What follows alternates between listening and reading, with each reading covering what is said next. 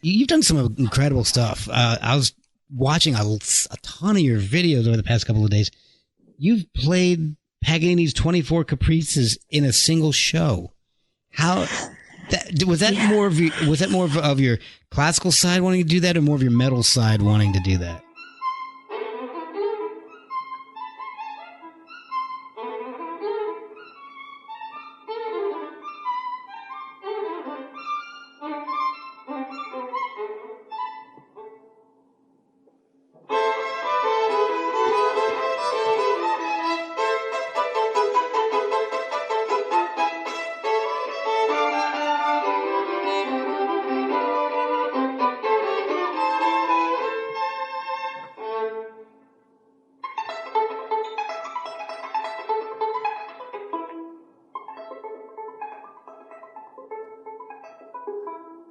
Oh, I think that was more of my like athlete side. Oh, okay. Because, because I was honestly first inspired by the idea because I was reading how, I used to get all those, I don't even remember what they were called, but you would buy those like magazines in the early 90s that would have like all the stuff about all the hair bands and then hopefully like a few people who weren't hair bands. And they would like, so I remember reading about like how Yngwie basically said that like he was totally inspired to like transform his guitar playing after he saw Gideon Kramer play the 24 Caprices on television. And I was like, whoa, somebody played like all the 24 Caprices in one go. That's unbelievable. And so I looked into that, and like only a handful of people in history have sort of managed that feat. Wow. And only a few women. And so I was always like, oh, I wonder if I can do this, like a personal challenge. And, finally one day I like buckled down and I started working at it, and I finally got myself, it was like, training for the marathon or something. Oh, yeah. But even worse. I mean, because it's like with the Caprices, you have to have like this whole set of different skills. So it's like the decathlon, but like times 100 or something. Oh, so I did it. And then after I did it, I was like, okay, now I've proven to myself and to the world that I can do this. So then if I ever do it again, what's the point? So then that was actually when I started really paying more attention to the music. And I'm so glad that happened that way, because like then I started to have to, because actually when you play a lot of things by the same composer, it's, you have to try to give some kind of variety, so it's not just like the same thing over and over again, because that can get a bit dull. Okay. So I started to define each one more individually and figure out what was special about each one, and it really helped me, kind of take things to the next level, because I wanted people to come away from it not going, oh, look, you played them all. Because then actually that's kind of like, so what? What's the point? Like, oh, it's notes. But I'm actually not an athlete. I'm an artist. So I want people to come away saying, oh, wow, there was so much cool music. And, he had such a variety of interesting things that he did. And, like, if they end up at the end of the night talking about Paganini and not about me, then I knew I played it well. Because it was almost like, like I distracted them from the technique by the stories that I was telling with the music. Okay. I see what you're saying. That's a wonderful way to look at it. And the one question I had, and I'm not sure, again, doing research, I read about the accident that you had in 95 on the train. Now. Yeah, well, not really accidental. It was more like long-standing corporate negligence. Right. Exactly.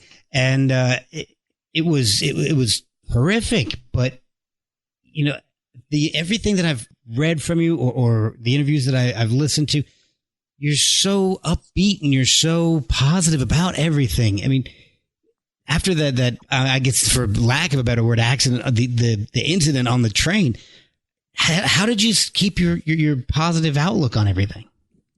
Yeah, well, I mean, I definitely had, moments of depression and adjustment, and I had to have lots of therapy to get past PTSD. Because that was tough. Yeah, because you do a lot of traveling. Well, I travel by airplane, so that's all good. Oh, yeah. But, but I was, having nightmares and flashbacks and, the whole 9 yards. And, I had to have work through that. But I definitely, I mean, for anybody who's like overcoming some kind of traumatic thing. I mean, I definitely don't want to be like one of those people who's like, all right, I just, was positive and just, like, yeah, it was hard, and I had to work through it. And, luckily I had so many friends and supporters who gave me encouragement, and that was super, super helpful. But I've always been a glass half full person. And as long as I can still do my music, that's important. Like, I would be far more devastated if I lost the tip of one finger, because that would ruin my life. But other body parts, like, I don't need them as much. You know what I'm saying? So, and I've never had a disease, so that, and it seems very dramatic what happened to me, but actually I've always been systemically healthy, for which I'm very grateful. I mean, thus far, no cancer, no whatever. So, well, that's good. Different people have different things they have to go through. I have a happy marriage, you know what I mean? There are lots of good things. And, but I think really it goes back to my childhood, because I grew up in a very economically struggling family. My father, who actually just died a few days ago, he was unemployed for most of his life. And, that was really hard for my sisters and me, and, with our mom trying to take care of us, and, our electricity and phone were being shut off. And then some weeks it was like, how are we going to buy groceries and have enough money to put gas in the tank of the car to drive you to your violin lessons? And it was just like, oh my gosh, how can I pursue my dream in the face of these obstacles? I'd be buying my concert gowns at thrift stores, and then, we would be like one missed payment away from losing the roof over our heads as I'm about to do an important competition, and just the continual stress and uncertainty. And so I almost had to have this sort of illogical faith that this is what I meant to do with my life, to uplift people's spirits by sharing music with them, and it's going to work out somehow, even if I don't know how. And so then, when I had a medical situation to deal with, it was almost like not as life-changing as you might imagine, because it was like, okay, here's one more thing I got to deal with, and I'll just keep on going because I'm used to that, if that makes sense. Yeah, yeah. Did it change how you approach the violin at all? People like to think that, negative things are really important for great art. Like, you have to have angst to be a musician and stuff like that. And I always think that's like, why can't great joy be just as profound? So, probably if I'd been just kind of totally sheltered, happy, maybe my art would have been more superficial. I don't know. But I also think falling in love with my husband, the birth of my child, that there are so many great moments that are just as much a part of me as any struggles that I went through or any negative things. And so I think it's really the whole package and everything you live through in life. And, that was one thing I went through, but I also, went through, different friends of mine who died, or wonderful new friends that became a part of my life, and all the joys and sorrows that everybody has as, their mixed bag as they, go through this journey. Was that part of the reason for starting the Rachel Barton Pine Foundation? Well, definitely, with what I went through as a kid, people don't realize that a 100% scholarship at your music school isn't enough for some families. Okay. Because that scholarship pays for your lessons, but who is going to buy the sheet music for the piece you've been assigned to learn? Who's going to buy new strings for your violin? Who's going to buy your concert clothes, pay for your piano accompanist, pay for your audition recording sessions, pay for your airfare to the competitions you're entering, pay for the gas to drive to your lessons? And so, all of those things, it's just like you have to try to pay for those out of pocket. And for some families, that's just, really insurmountable. And luckily, we had friends from church and extended family and patrons and just different people who helped us out. But it was rough.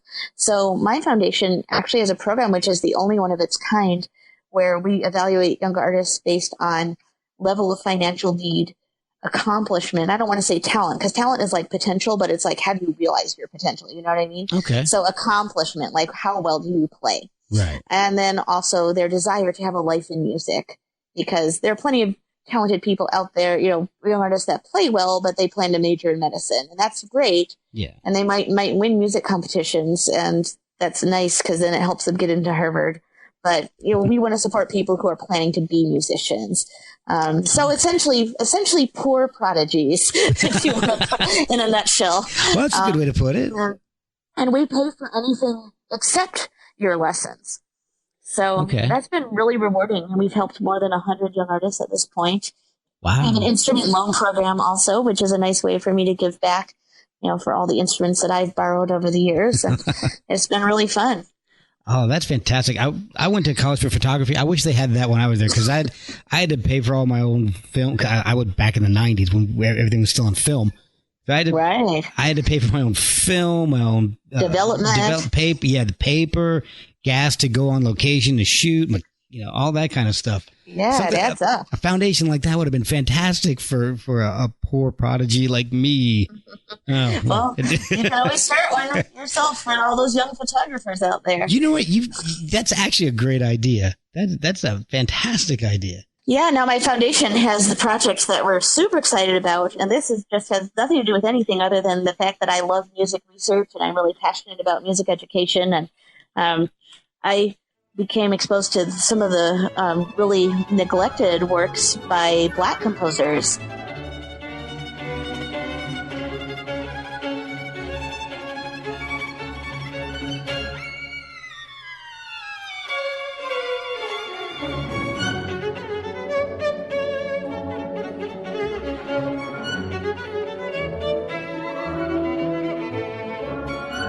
Yes. When I was a teenager. And that has to do with living in Chicago, because there were some groups and some research facilities, that were looking into this stuff. And I happened to be exposed to it, which most people weren't back then and still aren't. And so I got to know these concertos from all the way back to the 1700s by composers of African descent from Europe and the Caribbean, and then more recently from America. And it's just such great music. And it was this, body of repertoire that people really had been ignoring for a long time.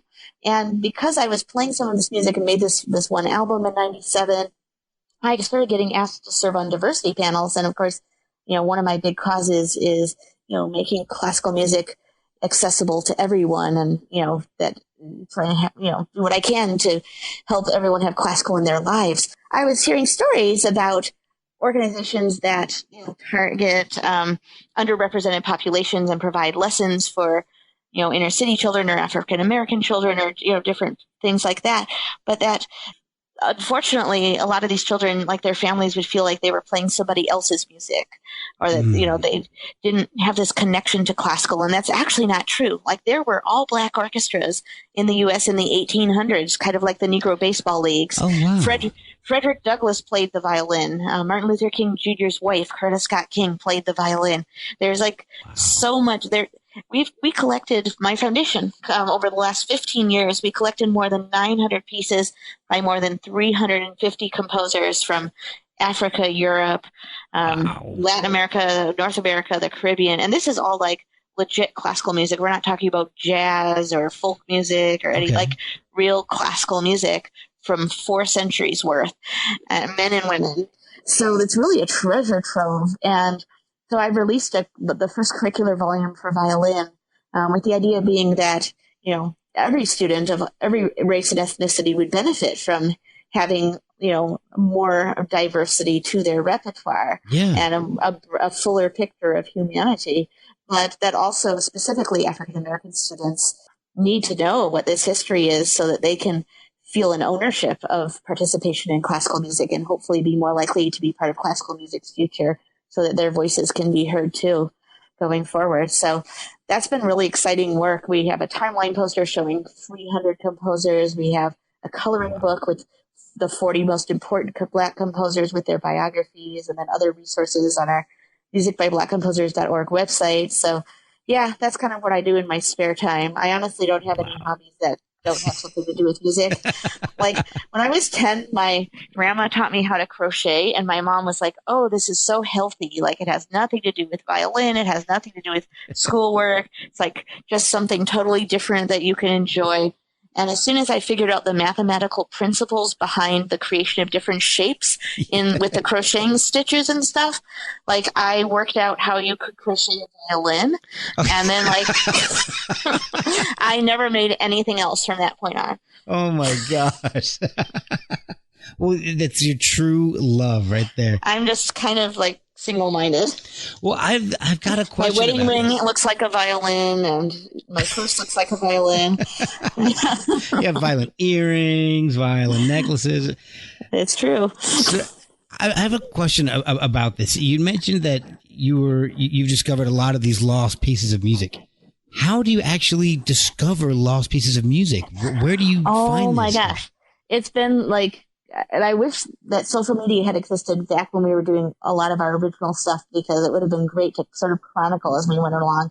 Like, spending the entire day at the British Library to get this one 19th century Cuban piece, going through a box of unsorted manuscripts from the composer's grandniece's attic, or, just all of this kind of stuff. So a lot of it's been, primary research. A lot of this music, because of obvious, like, historic discrimination, is out of print, or it's never been published. It's in manuscript only. So it really has been a treasure hunt to find all of this stuff. But what's been particularly amazing to me is the amount of straight up classical music, like violin sonatas, like that, coming out of Black African nations.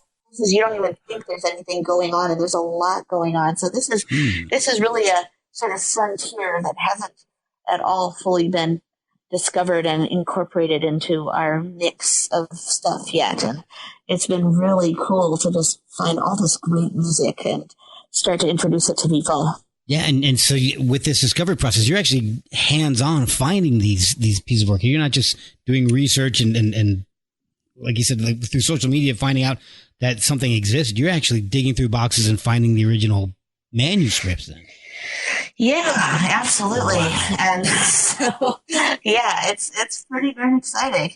That is incredible. Because, I love playing the famous stuff, too, like the album of Mozart. Everybody's recorded those same pieces before me. I put my own personal stamp on them, and it's great music, and I couldn't live without it. But I wouldn't be satisfied if I only played the famous stuff, because, that wouldn't be enough somehow. Right, right. How did your parents and how did your husband feel about your love of metal? I mean, if they didn't play a whole lot of it for you growing up, when you said, I'm going to go out and I'm going to, because your first, you debuted with the Chicago Symphony when you were 10 years old. And then, so you're from 10 till, now you're playing classical music. And then was it a sudden thing where you just tell them, hey, yeah, I'm going to go join a heavy metal band? Or did they kind of know?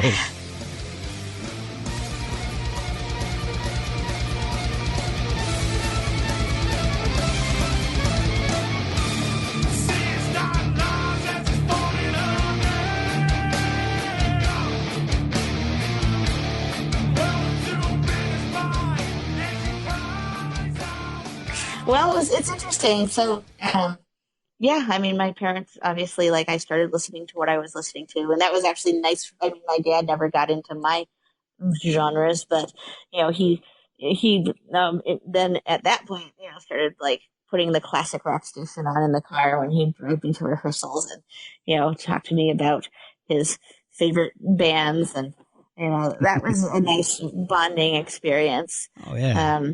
And then, that was just, what they tolerated. Yeah. My poor husband, I'm glad we didn't meet on a dating website, because he would have just seen heavy metal and gone, I don't think so. And then I would have seen, sports and finance and gone, I don't think I can relate to that. Yeah.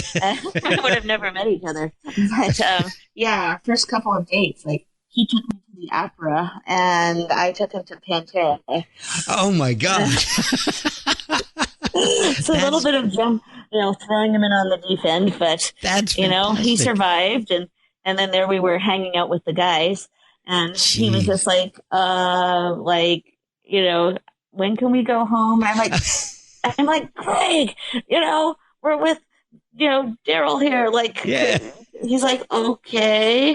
And he told me he was thinking to himself that there was somebody else like on the other side of the wall who would have like given their firstborn to be able to be where he was going, can I go home yet? Yeah, absolutely. Life's ironies, but no, he's grown to appreciate it and he's definitely enjoyed hanging out with guys like, you know, um, oh, I don't know, like Uli John Roth is amazing, Oh and he'll yeah. get into talking about classical music and Jimi Hendrix and just like such a amazingly smart guy and Oh yeah. Well, just he even dresses like Hendrix. yeah. That guy's something else. Yeah, but I mean, Greg's gotten to meet Tony Iommi, and Oh wow. and he appreciates what that means for sure. Um, That's but amazing. But definitely he prefers to hear this stuff played on the violin. But interestingly, like when I joined my band, uh, he he was really interested in sort of the creative process and seeing because with classical, one composer composes the whole thing. Right. And what Yeah. was so different about being in a band is like a string quartet isn't going to like everybody write their own part, like Yeah. it doesn't work that way.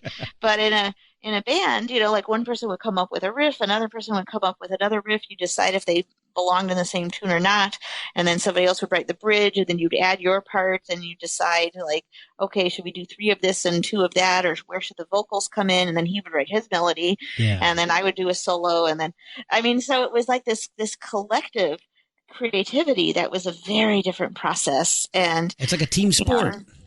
yeah, and I think he was kind of fascinating to see how the songs were sort of evolving and coming together and that whole thing. So that was neat. I miss it. Oh yeah.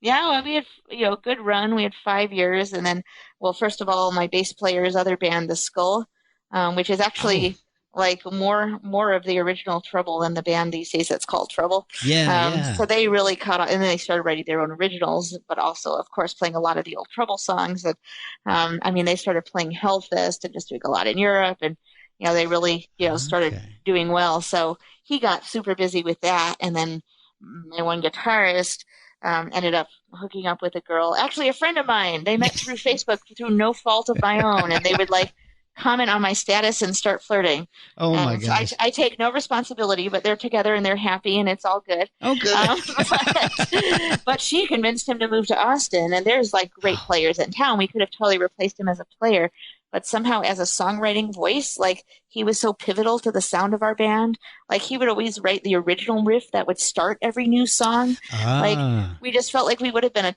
totally different band without him. And so that was all kind of happening at the same moment. And we somehow just decided to shake hands. And so we like literally disbanded. We didn't break up. You know what I mean? Yeah.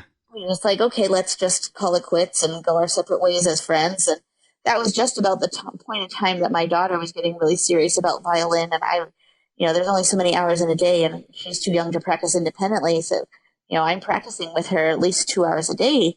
And that's a big time commitment. And it's like, there would be no way I could do band rehearsal on top of that these days. So it's all good, but, I do miss it. So, I miss getting out there and just being loud. What do you do to keep practice interesting for you and your daughter? Oh my gosh, it's never boring because there's such a variety of repertoire. See, I always wonder, no matter how great the song is, like if it's a band that's playing their own songs and they're playing all the great songs they've written, but they're playing it for the 5,000th time. Yeah. Or if it's like somebody who's in a Broadway show and they do 3 songs, 3 concerts a day times 7 days a week. I'm just like, how can you keep it fresh? How can you keep it inspiring? Right. Like I never have any problem because I'm always doing different rep every week. Like one week I'm doing the Tchaikovsky concerto, the next week I'm doing the Mendelssohn concerto, the next week I'm doing a recital. So I'm always mixing it up. So everything is always exciting every time I play it because I'm never getting stale. Well, at the level that you play at, do you find anything challenging anymore? I mean, is it just discovering new pieces? Yeah, well, I've been, very, genetically blessed in the first place, but then also put in, a heck of a lot of work, to get the fingers. But the challenge is less about actually physically doing the thing than it is about, trying to have something important to say, something meaningful to say is a better way to put it. Especially with famous repertoire, it's like the onus is like if you sound good, that's not good enough. Because anybody could sound good on that piece. It's so popular, and you know how it goes. Right. But you have to do something to make it sound special, but not being different for the sake of being different. You don't want to be, illogically eccentric and just do something weird. So you have to think really hard about how do I feel and make it super individual. So you really have to get in touch with yourself and explore the music really deeply. And, and that's always a big challenge to always, and then if a few years have gone by and you're returning to that piece, then it's like, okay, hopefully I've grown as an artist. So now what do I have to say about that piece? And you can't just fall back on what you did that was really good 3 years ago, because maybe that's not good enough now. And so It's always that challenge. And I love it. If I were an athlete, I'd already be long since my decline. But as a musician, like you can be better at age 60 than you were at age 50, and better at age 50 than you were at age 40, et cetera, et cetera. And so there's no such thing as perfection, because like everything could be irreproachable, like no out of tune notes, no scratchy notes, like everything was perfect. But it's like, it can always be better. You could always have more to say and more to discover and more to explore. And it's endless. And so no matter how good you get, like you can always try to improve. That's a fantastic point. And I've kept you a long time, so I've got one more question for you, and I'll let you get back to being a mom to your daughter. You've toured playing classical. You've toured playing heavy music.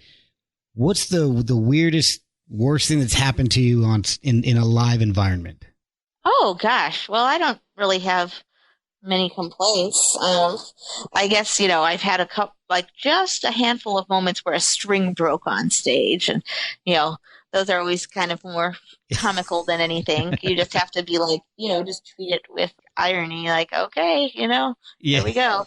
And, and you hand your violin to the concertmaster and carry on playing on that instrument, and then, yours gets passed back and the string gets changed and it gets passed back up, and it's just kind of silly. But I wouldn't say that's not like some disaster. I never had well, I guess I did have one. This was when I was a kid. Somebody fainted and got carried out of my crowd. Oh, geez. But I was concentrating so hard I didn't even notice. People just told me about it later. But apparently the person was okay. So that wasn't tragic either. Well, that's good. Yeah, I don't know. I mean, I don't know. Maybe I'm forgetting stuff because I tend to be a positive person. But there have been many memorable concerts. Like I remember there was this huge snowstorm in Dayton, Ohio, and they actually declared that it was illegal to drive in certain areas or on certain roads or something. Like they weren't even allowing you to drive. Oh, wow. And so the orchestra couldn't get to the hall, and neither could most of the audience. But a couple hundred people still showed up, and my hotel was close enough that I showed up, and I played the whole evening completely a cappella, anything I could remember. Wow. Instead of the concerto with orchestra. And that was just such a special moment. I always remember that when winter rolls around and we get our first snowstorm. That's amazing. Good grief. Yeah, and then just, I love performing in a variety of different venues. One of the things that's so nice about classical, and I honestly wish more rock musicians would do this. And I was talking to Apocalyptica about this because I was like, well, you guys are cellists. So do you do what a classical cellist would do, where you show up to a town and then you go the day before to a local music school and coach the kids, and then you go to the club and play your gig, and they don't do that, which I think is really unfortunate, because that would be so inspiring for so many young cellists. I have to say the non-classical group that does a great job of that is Black Violin. Those two hip hop guys that play hip hop on their violins. They're so awesome. They go to schools, teach the kids and play for the kids and talk to the kids. And they're really setting a good example to other artists as well. But that's what I love to do. So I'll go, because the way it works is, when you show up to an orchestra, you're the guest artist, and you have to have a few rehearsals with them because you've never played together before, or you've never played that piece together before, or whatever. Right, yeah, so you have to come a couple days early, but then a lot of the orchestras, really try to be a presence in their community. They're not just about playing their concerts. And so they'll invite me to come a couple days early before that, and they'll send me to different places. They'll send me to a hospital or a children's hospital. They'll send me to a retirement home. They'll send me to a local place where all the business guys like to have lunch to play for that crowd and try to like get them excited to come to the symphony. They'll send me to lots of schools. Like I'll play for kids who are studying music. I'll play for kids who aren't studying music, kindergarten, high school. I'll go to like the local university and teach. Like there's just all the things that you do in the community. And, that's just so important. And I've even played in a couple of jails over the years. Wow. So I love doing that stuff. And, there's nothing more thrilling than playing in a big hall for a big crowd or a really acoustically gorgeous hall. But then there's also nothing more special about just playing for 20 people up close and personal. And I love it all. That's fantastic. Do you get a lot of requests for rock songs when people know you're coming around? Well, actually, South America is such a different world. Yeah. One thing, like those orchestras, their musicians play with utmost passion, even in the first rehearsal. And North American orchestras, they're very professional. They will, but they're not like pouring their hearts out in the first rehearsal. You know what I'm saying? A totally different thing. But and then when I'm playing Chile, everybody gives you a hug after the concert. Like young, old, male, female, doesn't matter. Like every audience member comes and gives you a hug, like a legit, like real hug. Oh, wow. And if somebody had told me that ahead of time, I might have been weirded out, but because I didn't expect it, it just actually felt totally natural in that moment. Like that was just the thing that was happening, and I loved it. Oh, wow. And then wherever I went, after that gig, I was like, wait, where's my hugs? So it's really interesting. And then you go to Japan, and like every audience member wants a minimum of 4 autographs per person. Oh my god! Because they want you to autograph the CD booklet and the CD face and the concert program and the little heavy cardboard gold-edged special autograph card that they brought with them that they all have. And so the autograph line takes like 2 hours, and every single person needs 4 autographs or more if they bought more than one CD. So it's just like, really, guys? Oh my! But they're used to it. They don't mind standing there for 2 hours. Oh my gosh! Yeah, so I love just experiencing the different cultures. But yeah, so when I was in, actually, it was Chile and Brazil were the 2 places where I've like finished the classical concerto, and the audience goes like, play some metal. So, wow. Yeah, so I was in Brazil. I'm like, okay, if you asked for it. So I like broke out some Sepultura, and they loved it. Oh my gosh. That's a good choice. I would, first of all, never do that in the U.S., but they would never like start yelling play some metal at a classical show anyways. So. Not yet. Not until once you're through with the metal community, and then start coming to your classical concerts. Well, they do, and that's really fun. And there's nothing more rewarding than having somebody come up to you after a show and going like, "That was my first ever live classical concert, and I loved it." And then I'm like, "Yes, that's so great." Oh, that's amazing. But honestly, if I'm getting a metal fan or a rock fan out to a classical concert, actually, if I'm doing an encore, I want to play one more classical piece because they already know that rock is great, and I want to show them that classical is great. But the wonderful thing about South America is they're less fixated on these delineations, and it's like they already knew that classical was great, but they happen to be metal fans, and I was almost like I wanted to honor that, and it was a great moment. That's fantastic. Well, if you ever get the chance, I would love to hear you do some Rage Against the Machine on a 276-year-old violin. So that would be amazing to me. Dun, dun, dun, dun, dun. Oh my gosh! Exactly. Play some Year of the Boomerang. Yes, that would be crazy. Rachel, thank you so much for spending so much time with me. I really do appreciate it, and definitely want to catch you the next time you come to the DC area. I'm going to keep an eye out for you.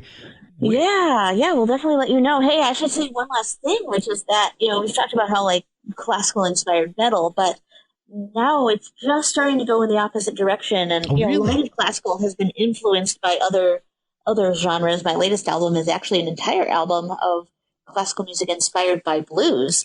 There's been whether it's like folk music from different eras, there's been a lot of classical that was inspired by other things that sort of elevated it or incorporated it into their art music. And just recently, there started to be a little bit of symphonic or, violin music that's been inspired by metal. And I have one particular composer friend, Earl Manian. He actually has a band that's entirely bowed stringed instruments, but it's a band called Seven Sons. And they got their start kind of playing with Dillinger. And then they kind of started doing their own thing. And it's really awesome. He used to be in a electric violin kind of, drums, the whole nine yards, extreme music band. I guess it was more hardcore, kind of slash death metal, but it was called Resolution 15. Oh, wow. You should check their stuff out. But anyhow, my friend Earl Manian, he wrote a violin concerto that I've now played with a couple of orchestras. And this violin concerto is death metal incorporated into a work for acoustic violin and symphony orchestra. Oh, wow. And it's like nothing you've ever heard before. And it's really, really great. And what was so amazing is that, when I performed it for three concerts with the Phoenix Symphony last year, members of the audience, very few of them identified it as such. They just heard it as a piece of contemporary classical music that sounded like it sounded. And they absolutely loved it, including all the senior citizens in the crowd. And that was so great. These people would hate listening to it, but they loved this concerto. And so that was really cool to see. That's amazing. You just jogged my memory on one thing I wanted to ask you about. You're the only living artist and the first woman to be a part of the Carl Fischer's Masters Collection series. And that's a publication of it's your compositions and arrangements. Is that original compositions and arrangements of other composers' works? I don't like full-fledged. My daughter's going to do it someday, but I've never written like a sonata or a concerto or a symphony. That's probably I'm too intimidated, honestly. Okay. Probably I didn't have that background trying to do it when I was young and being uninhibited and getting over my, my self-consciousness. But on the other hand, I'm more about playing other people's music and making it my own. But I love all this historic stuff and working with living composers, and I'm content. But I do write a lot of my own sort of virtuoso violin pieces and cadenzas, which is sort of like the guitar solo in a rock song, except the orchestra stops playing entirely, so you're not soloing over a riff. You're just making your whole entire fantasy based on stuff from that movement. Composing your own thing. Okay. So I do all of that, which not every violinist does. Some violinists just play other people's cadenzas. So it's really important to me to show, especially younger artists coming up, hey, this isn't something that dead men used to do. Right. I can do this, and you can do it too. And I actually have a podcast episode on my Violin Adventures show. That's called Don't Be Scared, It's Fun, How to Write Your Own Cadenza. Oh, cool. So honestly, the most gratifying thing is when somebody tells me that they were inspired by me doing it to write their own thing. So that's what I really hope to do, is just, give people an example of what's possible. That's fantastic. Well, where can people find your work, and where can they follow you and see what you're doing with all these works that you've got from Black composers and your foundation? So my foundation is rbpfoundation.org. My MBC project is musicbyblackcomposers.org, and then my own website is rachelmartintime.com. And then all my socials are RBP Violinist on Twitter, Instagram, and Facebook. So, and then of course my foundation and my Music by Black Composers has its own socials, but you can sort of find us all through each other, and it's all one big happy family. That's awesome. A lot to keep up with. Yeah. Okay, I have to post on my 12 things, but it's all good. Yeah, I don't have 12, but the couple of podcasts that I do, having 3 accounts is tough. I can't imagine all the accounts that you've got to keep up with. It's got to be crazy. Yeah, but really worth it. And I love the fact that we're living in an age where we can connect with people so easily. Oh my gosh, I remember when you used to have to subscribe to those paper fanzines and all of that. Yep. I think those days are over, right? Oh my gosh. Yeah. Although the anticipation was something, there's always that anticipation of getting something in the mail. Yeah. You did feel like more of an exclusive club in a way. Yeah. Rachel, thank you so much for coming on with me. I really do appreciate it. I've learned a lot, and I'm inspired to learn more on my own. All right. Well, I look forward to staying in touch, and I look forward to checking out more of the other episodes of your podcast now that I've been on it.